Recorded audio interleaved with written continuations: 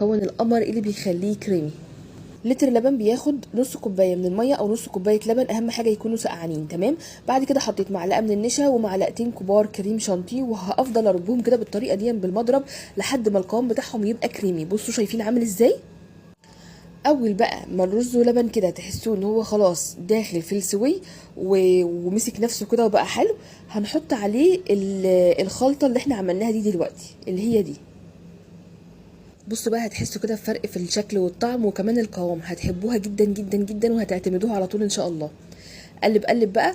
وبعد كده هنا الرز ولبن كده بتاعنا اصبح جاهز، يعني انا هسيبها كده 5 دقايق تغلي مع بعض. بصوا عامل ازاي، بسم الله ما شاء الله، كريمي كريمي يعني.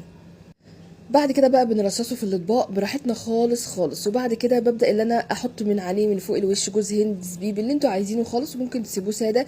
انا الصراحه ما بحبش ابو مانجا ولا ابو شوكولاته ولا الحاجات اللي طالعه جديده دي. عايزاكم بقى تعملوا منشن كده في البوست ده لاكتر واحده بتاكلوا من ايديها طبق الرز ولبن الحلو ده.